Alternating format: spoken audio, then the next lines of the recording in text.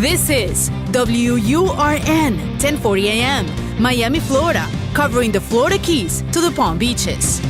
Actualidad Radio, un idioma, todos los acentos, una sola señal.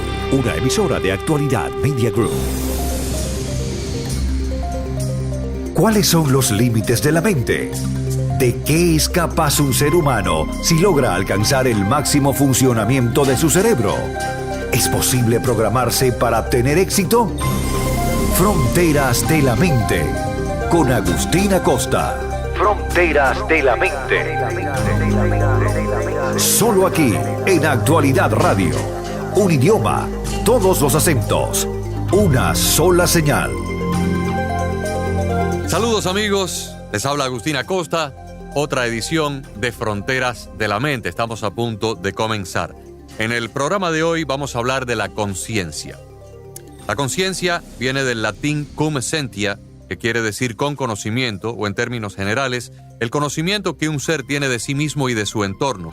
También puede referirse a la moral o a la recepción normal de los estímulos del interior y el exterior por parte de un organismo.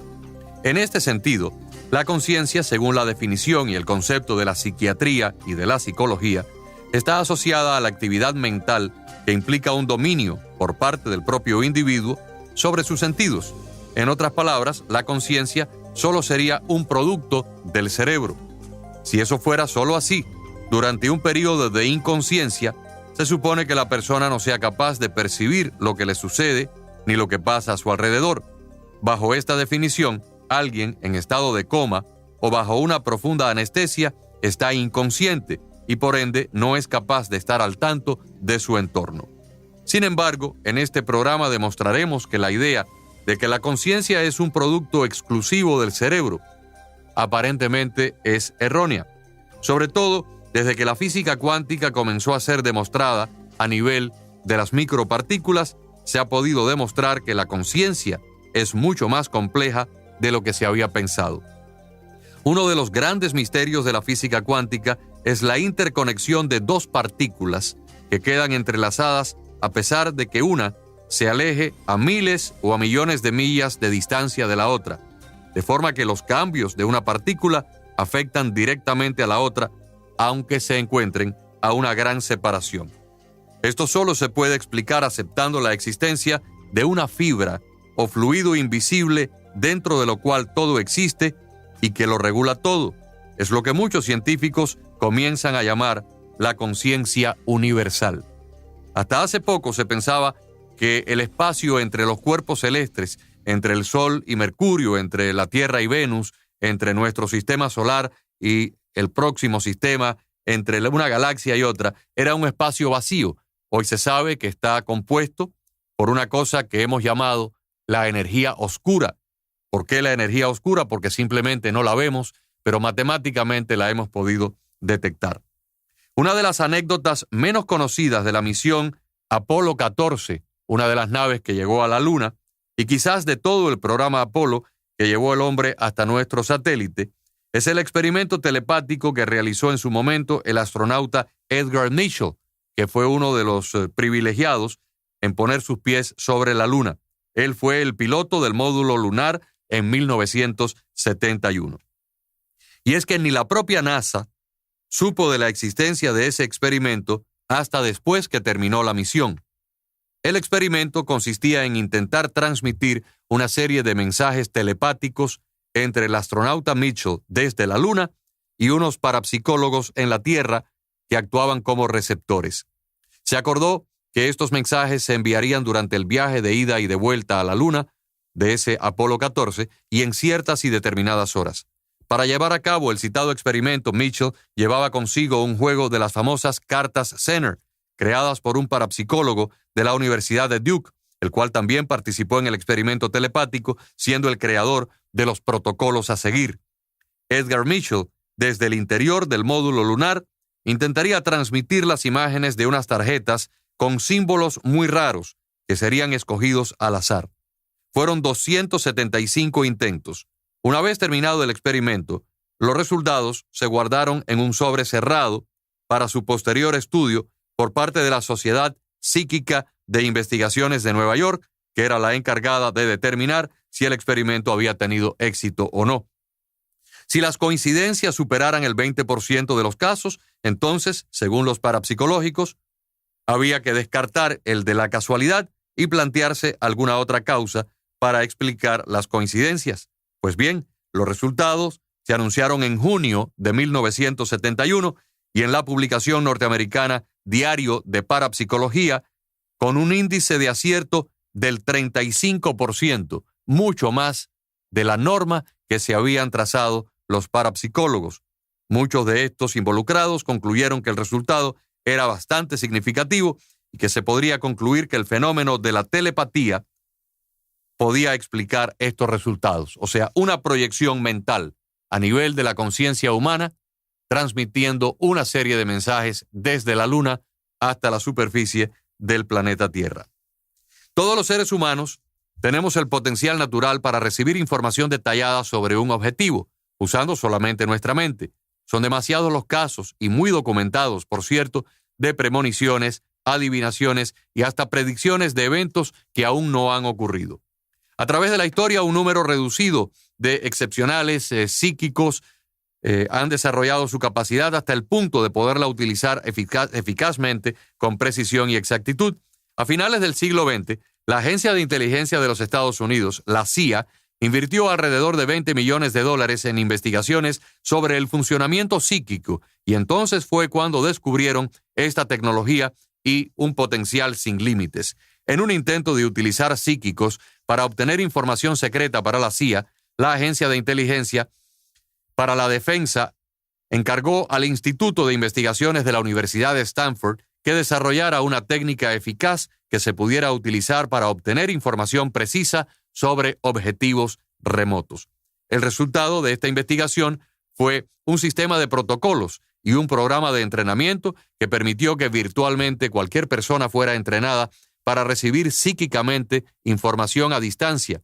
Cuando comenzaron a utilizar esta tecnología, observaron que la exactitud de los entrenados con esta técnica sobrepasaba muchísimo a los más reconocidos psíquicos naturales. Por primera vez, un psíquico podía aprender cómo separar de forma eficaz su imaginación de la información real sin perder conexión con la señal del objetivo.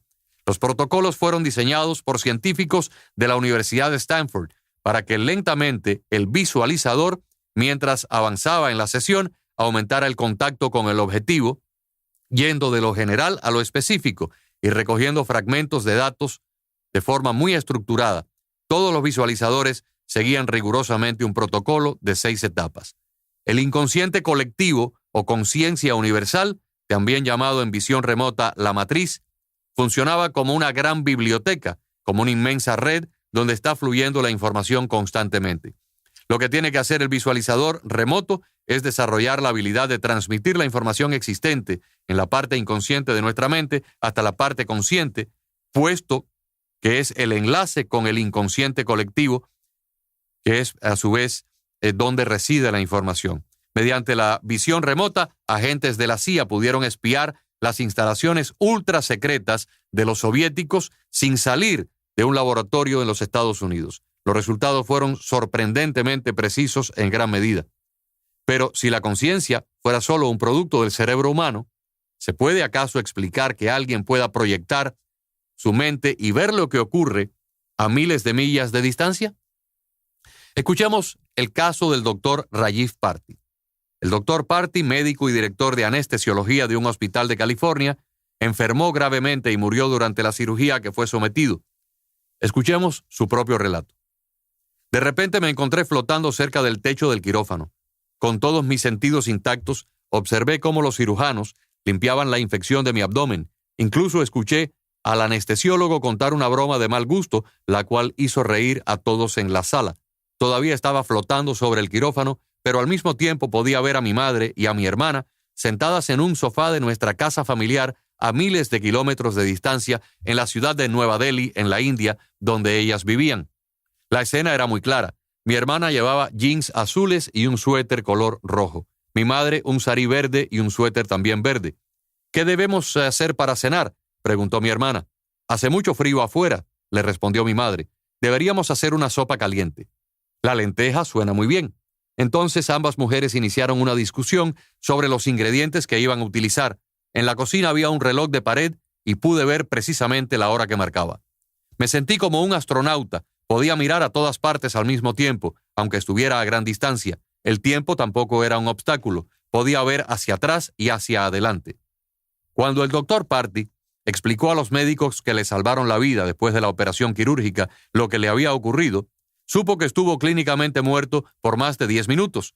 Al investigar el incidente, sin embargo, logró comprobar por su mamá y por su hermana que efectivamente ellas estaban en la cocina de la casa de la India, vestidas con la ropa que él vio, preparando una sopa a la misma hora que el médico estaba siendo operado en un hospital de California. Este caso demuestra que la conciencia es algo completamente independiente del cerebro, como un poco de humo encerrado en una botella no son la misma cosa. En el momento en que destapamos la botella, el humo saldrá al espacio exterior y se expandirá hacia otros planos. Veamos entonces la historia que contó el doctor Eben Alexander, un cirujano neurólogo que también murió durante una cirugía del cerebro. Eben Alexander nació en Carolina del Norte. Sus padres, que tenían ambos 16 años de edad, lo tuvieron que dar en adopción al nacer. El padre adoptivo de Alexander era un médico cirujano, por lo que Eben también decidió imitar sus pasos y estudió medicina. Actualmente, el doctor Eben Alexander es neurocirujano y profesor de la Escuela de Medicina de Harvard, lo que convierte la experiencia del doctor Alexander en un caso fascinante y extraordinario es que quien experimentó un viaje al más allá fue nada más y nada menos que un experimentado y prestigioso científico, investigador del cerebro y del sistema nervioso, formado en universidades de primer nivel como Duke y Harvard. En el 2008, Alexander contrajo una meningitis severa, de la cual poca gente puede sobrevivir. Durante 7 días, permaneció el doctor en coma, carente de actividad cerebral alguna. Su corteza frontal estaba completamente colapsada. Al cabo de ese tiempo, sus probabilidades de supervivencia fueron estimadas en un 7%. Eben Alexander experimentó, sin embargo, un viaje increíble a otra dimensión superior, en la cual el tiempo y el espacio no se miden como en la Tierra y donde todo emana un amor infinito. De repente se encontró en un lugar diferente, maravilloso e infinitamente más real que el mundo que percibimos a través de nuestros sentidos. Se encontró con entidades maravillosas, con seres espirituales, ángeles protectores que se comunicaron con él telepáticamente mediante ideas y pensamientos. Se dio cuenta que no estaba utilizando sus sentidos. Todo llegaba a su conciencia directamente. Vivió algunas experiencias increíbles y fue guiado por una muchacha muy joven, de cabellos dorados y ojos azules, que le dijo que era su hermana mayor. Después de su recuperación, el doctor Alexander pudo hacer contacto con sus padres biológicos y averiguó que los jóvenes estudiantes, después de tenerlo a él a la edad de 16 años, terminaron casándose 4 años más tarde y formaron una familia muy bonita. De esa unión, sus verdaderos papás tuvieron 3 hijas, pero la mayor de ellas falleció en un accidente. Sin embargo, cuando una de las otras 2 hermanas carnales le enseñó una foto de la hermanita fallecida al médico, a la cual él nunca conoció, Eben Alexander quedó perplejo al comprobar que era la misma cara, la misma faz y la misma persona que lo recibió en el más allá y lo acompañó durante su experiencia después de la muerte. El doctor Alexander ha dicho textualmente: no hay una explicación científica para el hecho de que mientras mi cuerpo estaba en estado de coma, mi cerebro estaba sin poder funcionar, las neuronas de mi corteza cerebral fueron completamente colapsadas hasta su total inactividad. Sin embargo, mi conciencia se liberó del cerebro, viajó a una diferente y mayor dimensión del universo, una dimensión que nunca había soñado que podía existir. Lo que vi y aprendí allí me ha puesto literalmente en un mundo nuevo, un mundo en el que somos mucho más que nuestros cerebros y nuestros cuerpos, y donde la muerte no es el final de la conciencia, sino más bien un capítulo de tantos en un largo viaje. Según el conocimiento médico actual sobre el cerebro y sobre la mente, no hay absolutamente ninguna manera de que yo pudiera haber experimentado ni siquiera una conciencia débil y limitada durante mi tiempo en el estado de coma, y mucho menos la odisea completamente coherente, vívida, lúcida que experimenté. Y continúa diciendo el neurocirujano: He pasado décadas como médico neurocirujano en algunas de las instituciones médicas más prestigiosas de nuestro país.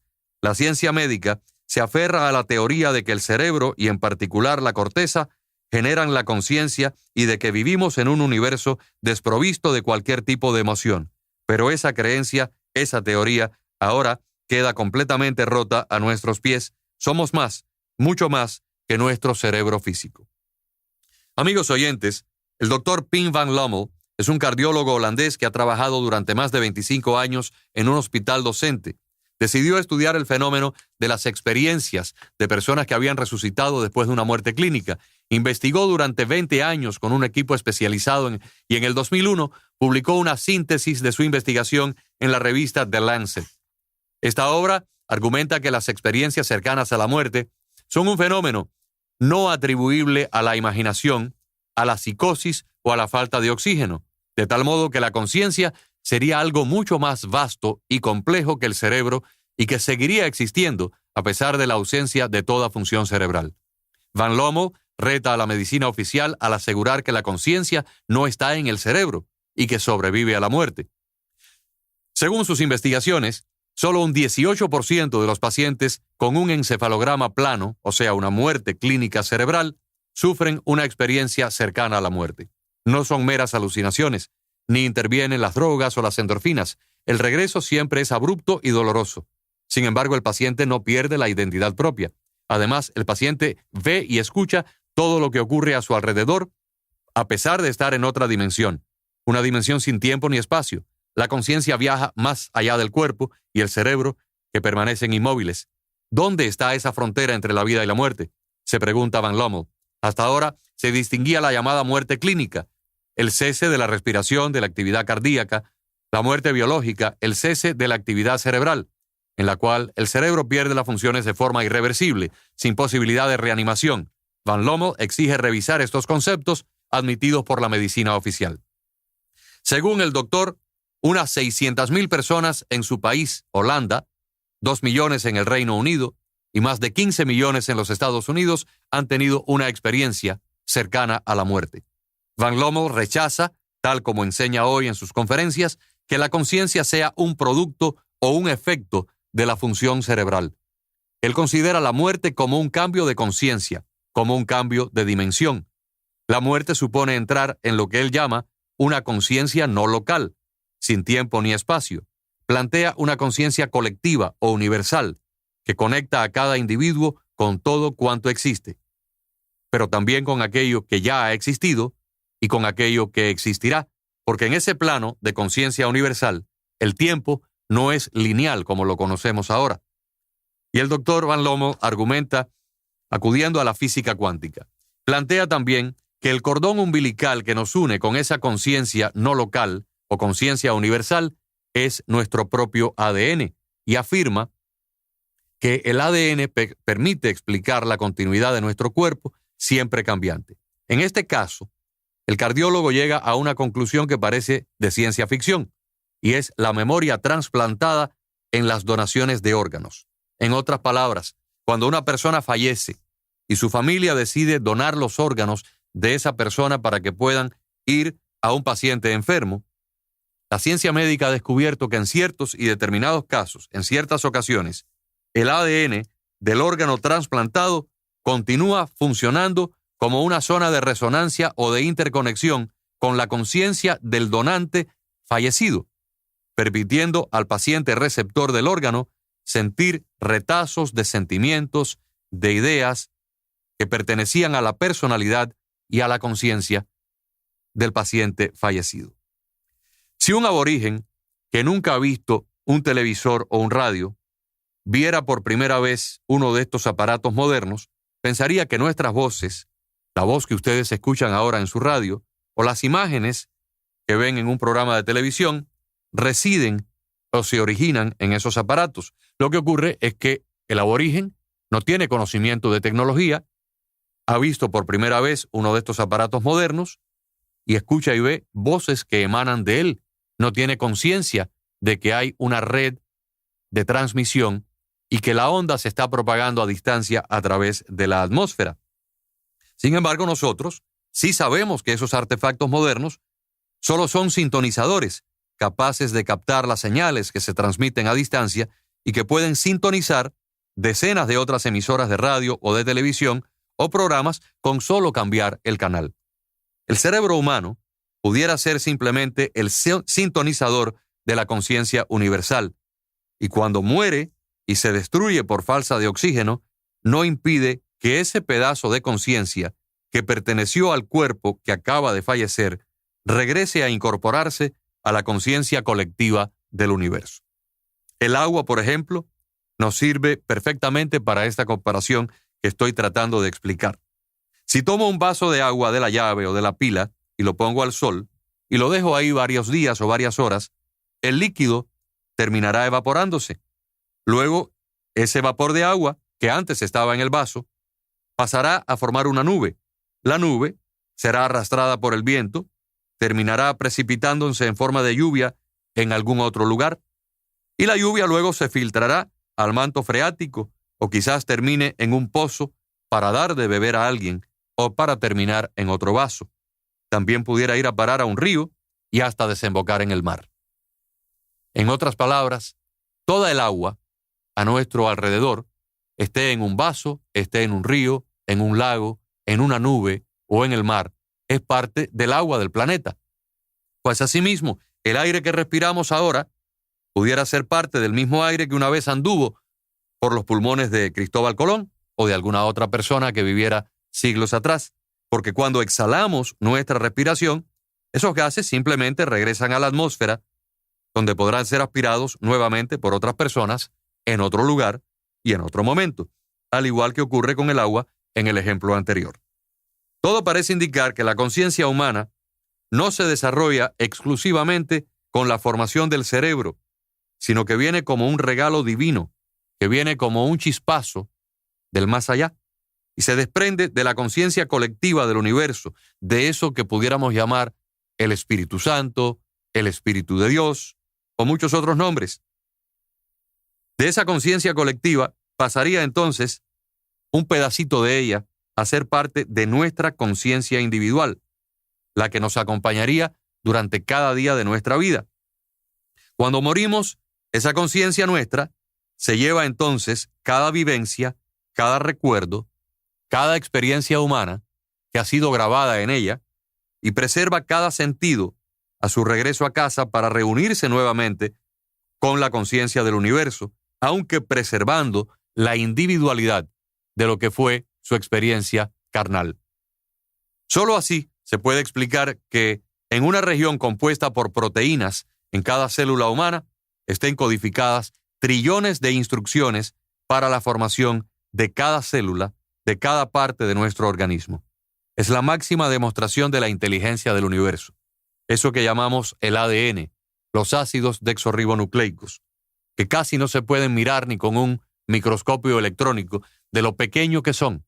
Y sin embargo, la ciencia moderna ha descubierto que si pudiéramos imprimir la codificación que hay en una sola célula, en hojas de papel de 8x11, la pila de hojas amontonadas unas sobre otras sería tan alta que le podría dar la vuelta al planeta 500 veces. La codificación de un solo ADN de una sola célula le podría dar la vuelta al planeta 500 veces en hojas de papel una sobre otra. Esto es tan fascinante, amigos oyentes, que ahí está el código de cómo se regenera nuestro cuerpo. Porque cuando nos cortamos una uña, no crece en su lugar una oreja, ni cuando nos cortamos el cabello, nos crece una nariz donde antes había pelo. El organismo sabe exactamente qué célula tiene que replicar, de qué tamaño y por cuánto tiempo. Es el código perfecto, el código del ADN, que sabe siempre lo que tiene que reemplazar. Desde la metamorfosis de un gusano que se transforma en una preciosa mariposa, hasta la forma en que esa misma mariposa luego podrá volar desde Canadá a México para evitar el invierno y luego hacer el vuelo de regreso. Todo eso es producto de ese código genético, de ese ADN individual de un ser viviente. Pero también pudiéramos decir que es producto de la conciencia universal, de la inteligencia divina. Los salmones que viajan miles de millas todos los años al mismo lugar para procrear.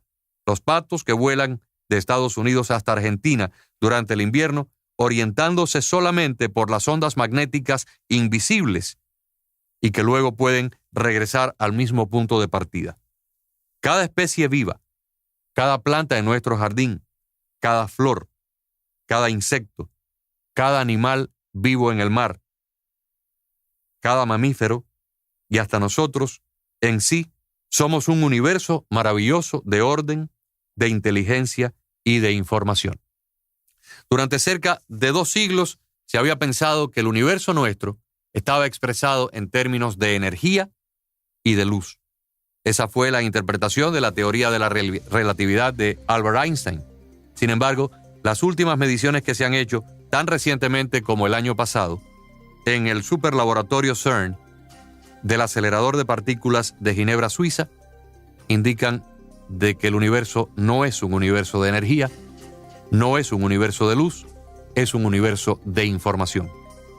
Las partículas que componen el microuniverso, aquellas que son las partes más ínfimas de un fotón, de un electrón o de un protón, ya no están expresadas en forma de energía, sino en forma de información cuántica. Poco a poco, la ciencia se va abriendo a un nuevo paradigma y empieza a vislumbrar una nueva perspectiva del funcionamiento del universo, y nos quedamos asombrados por la perfección, el orden y la magnificencia de todo lo que nos rodea, de lo que hemos podido ver hasta ahora y de lo nuevo que cada día descubrimos en el marco de este universo macro, pero también en el microuniverso. No pasa absolutamente una sola hora en nuestro planeta donde en alguna universidad, en algún centro de estudios, un grupo de científicos no rompa una nueva frontera y descubra algo que hasta ese momento no se conocía. Es una creación que no tiene límites, pero tampoco tiene límites en asombrarnos de su maravillosa magnificencia y que debe responder a una infinita y omnipresente inteligencia, magnánima y amorosa, que algunos creen que es puramente la naturaleza, pero que otros llamamos Dios.